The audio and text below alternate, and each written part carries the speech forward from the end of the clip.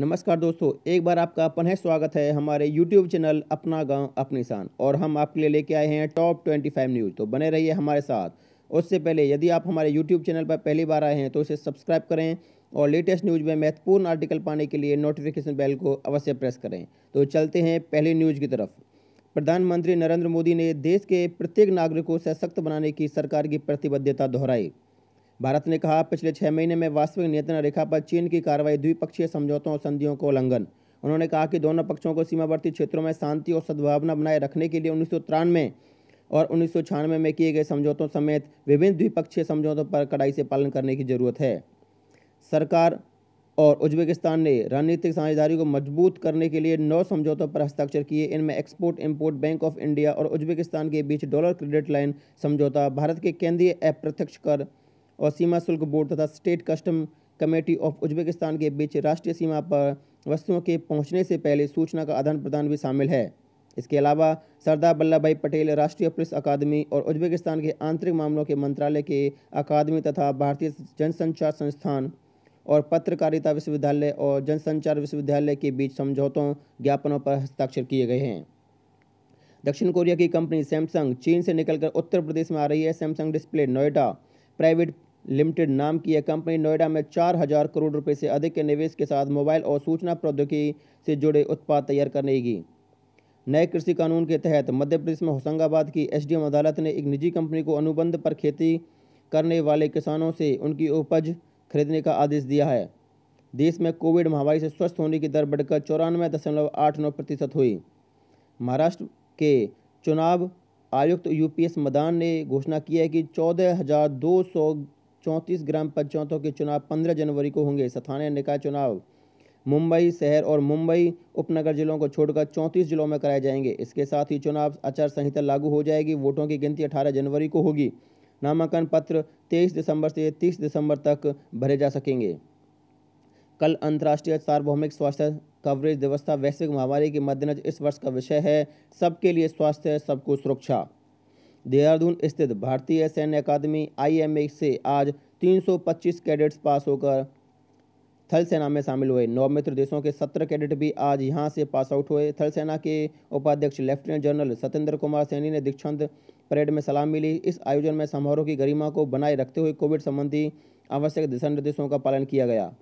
महाराष्ट्र के सामाजिक न्याय विभाग ने राज्य के लाखों दिव्यांगजनों को सहायक उपकरण उपलब्ध कराने की एक महत्वाकांक्षी योजना तैयार कर ली है। इसके अंतर्गत राष्ट्रीयवादी कांग्रेसवादी पार्टी के प्रमुख शरद पवार के 80वें जन्मदिन पर दिव्यांगजनों को डिजिटल तरीके से ये उपकरण उपलब्ध कराए जाएंगे।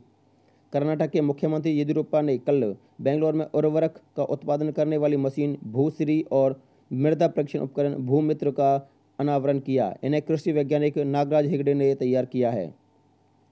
एक अनूठी पहल के तहत छत्तीसगढ़ पुलिस और समर्पण कर चुके माओवादियों के समूह ने मिलकर संयुक्त राष्ट्र के सार्वभौमिक मानवाधिकार घोषणा पत्र का जनजातीय बोली गोंडी में अनुवाद किया है। इस पहल से राज्य के नक्सल प्रभावित इलाकों में मानवाधिकारों के बारे में लोगों को जागरूक करने में मदद मिलेगी। दंतेवाड़ा जिले के पुलिस अधीक्षक अभिषेक पल्लव ने बताया है कि नक्सल प्रभावित जिले में पहली बार मानवाधिकार दिवस मनाया गया।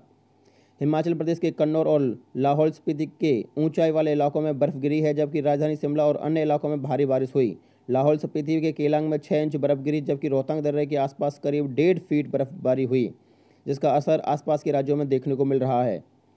फर्जी कंपनियों, ठग कारोबारियों और सर्कुलर व्यापार से जुड़ी कंपनियों के खतरे से निपटने के लिए राजस्व विभाग ने 6 महीने से अधिक समय से GSTRB 3B रिटर्न नहीं भरने के कारण इस वर्ष अक्टूबर और नवंबर में 1,63,000 से अधिक पंजीकरण रद्द कर दिए हैं।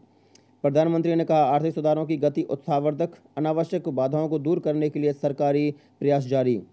सरकार किसानों के समग्र विकास और कृषि क्षेत्र में प्रोत्साहन के लिए हर संभव कदम उठा रही है।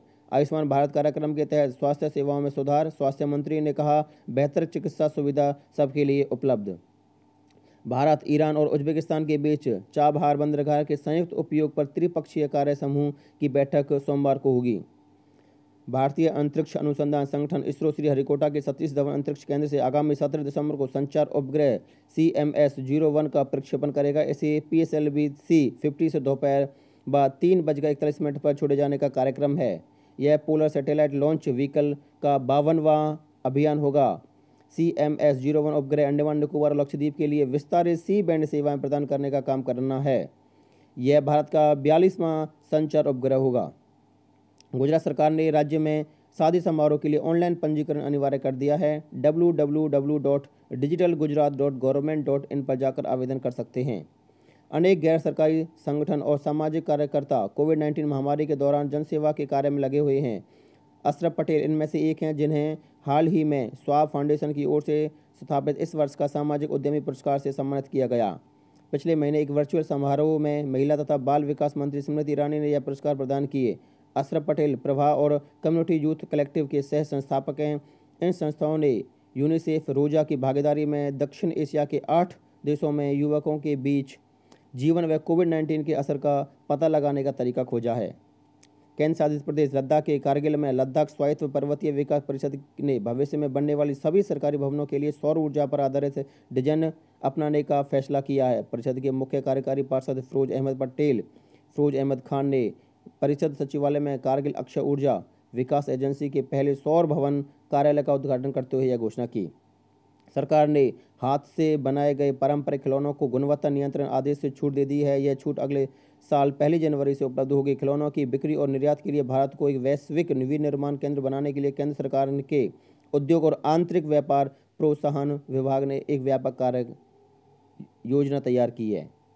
उत्तराखंड में आज ताज़ा बर्फबारी और वर्षा होने से राज्य में ठंड बढ़ गई है। गढ़वाल और कुमायूं के ऊंचाई वाले हिमालयी क्षेत्रों सहित लगभग सभी जिलों में हल्की बारिश हुई और बर्फ़ की परत जम गई।